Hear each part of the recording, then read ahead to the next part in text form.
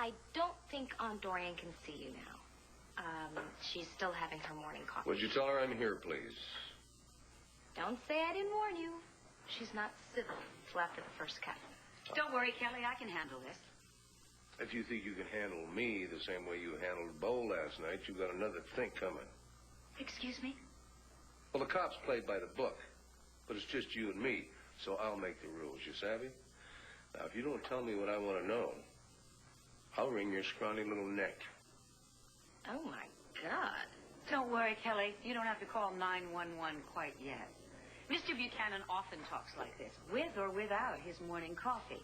Clint, why don't we go in here and talk privately? Kelly, just give us a few minutes. Bye. Well, before you wring my scrawny little neck, is there something you want to ask me? Yes. I'd like to know when you found out about Viki's condition. Exactly when you found out. When? Yes. And why you didn't tell anyone about it. I'm glad you came by, Clint. Actually, I've been thinking a lot about this all last night, as a matter of fact, and I decided that I don't want to keep all these secrets anymore. So yes, I will be glad to tell you all about Viki and her terrifying personalities. But I warn you, it's not going to be pretty.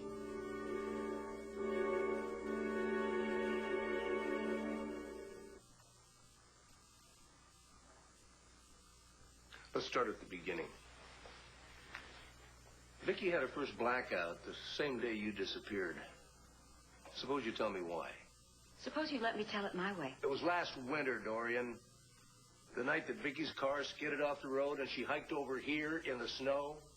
Clint, I swear, I had no idea how fragile Viki's mental state was. Otherwise, I would have done anything to avoid what happened. And what was that exactly? I was on my way to the airport to meet David in Spain. Viki burst in. She was a wreck, totally irrational. She just found out that David was not her brother. She started blaming me for everything, including, once again, her father's murder. Well, I was so tired of being falsely accused that I said something rather stupid about her being jealous of me and all the other women in her father's life. Well, suddenly, she changed. You mean one of the other personalities took over? Yes, only I was not aware of it at the time.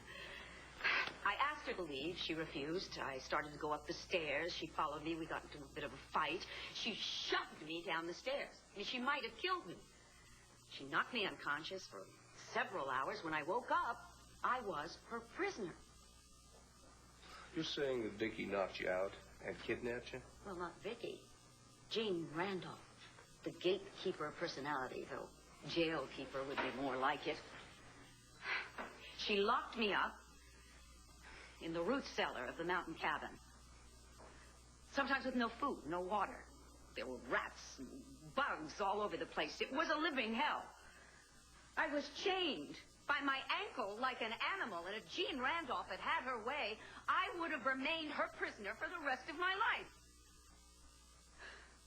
Let me get this straight. You were running off to Spain? Yes, to meet David, only I never made it.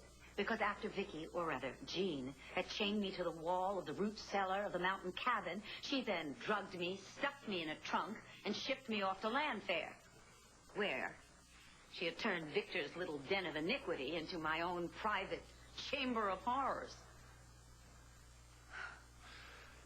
You know, you were obviously lying about how that compact of yours and your clothes got into that secret room. You've been lying all along. Why should I believe you're telling the truth now? Then don't, okay? Who cares? Okay. I am telling the truth. Okay. Now, if Jean was keeping you prisoner for Victor Lord's death, why did she let you go? Because Cassie was getting suspicious. Because Bo had traced the phone call I supposedly made from Spain to a cellular phone registered to J. Randolph somewhere nearby. Jean finally got it through her head that she wasn't going to be able to keep me prisoner in that basement forever without somebody catching on. Fine. Once you were free, why didn't you tell anyone? Because Jean threatened to kill me if I ever said a word, and believe me, she wasn't kidding. I think you're holding out on me. I think you've forgotten one very important little detail. Clint, I swear to you, I'm telling you everything. When you had that fight with Viki last winter, you must have said something pretty horrendous that would make her bring out another personality after all these years. Now, I'm not leaving here until I find out what that was.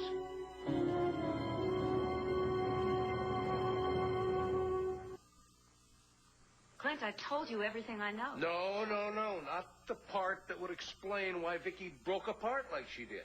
Now, I've got all day, all week, or whatever it takes. All right. I mentioned something to Viki that night. Something that I swear to you, I thought she already knew. I had no idea she had all of those other personalities inside her that had been created to keep her from remembering. Go on. Go on. I'm in a very delicate position here. I'm sorry. I really don't want to hurt Viki, and I swore to Jean that I would never say a word to anybody. Though I suppose if Viki is ever to fully recover, the truth is going to have to come out. No, I really think I'd feel more comfortable if I waited to talk to Viki's psychiatrist, you know, doctor to doctor. Dorian, you don't have to feel that you're going to break any confidence. I'm pretty sure I know what the big secret is. You see, when Tori was threatening to kill me at the mausoleum, she told me what he had done to Viki the whole time she was growing up. So you know. Yeah. And it grinds my guts, but I mean that a father could do something like that to his own daughter. I couldn't agree with you more. Viki still doesn't know about it? No, we're waiting for the psychiatrist. Jean swore that Viki would never remember, that she'd never be allowed to remember. Oh, well. At least you now know the whole story. No. Now I know your version of the whole story, which I'm sure is probably full of some very convenient holes. And I'll get around to filling those in later. And I'm sure that the police will, too. Well, you can bet that they're going to be coming back here to talk to you. You can take that to the bank. Oh, enjoy your coffee. I'm going to go see Viki.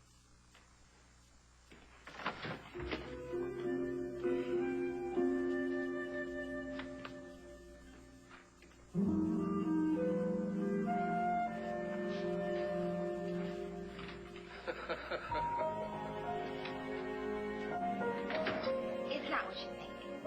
I was just going to make us some cafe con leche. Iced. Want some? Yes,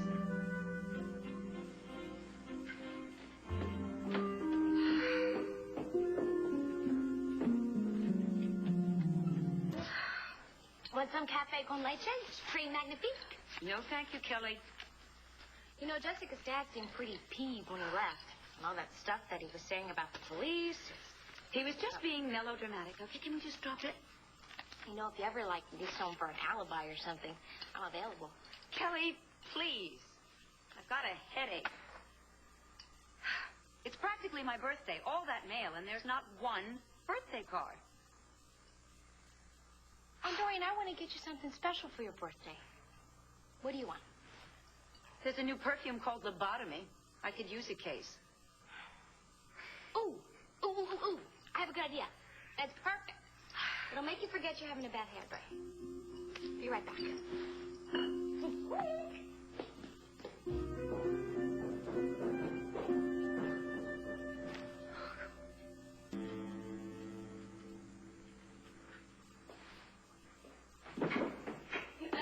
all set. You are going to have the best birthday present Nellie, please, no surprises. My head can't take it. Okay, I'll tell you. I just made an appointment for the entire day at a spa, Serenity Springs. You are getting the deluxe package. Sauna, steam, mud packs, everything, the whole 9 yards. And who's going to pay for all of this? Well, technically, you are. But it was my idea, and I made the reservation. You have given me the most wonderful idea. Yes. Maybe this will be a happy birthday after all.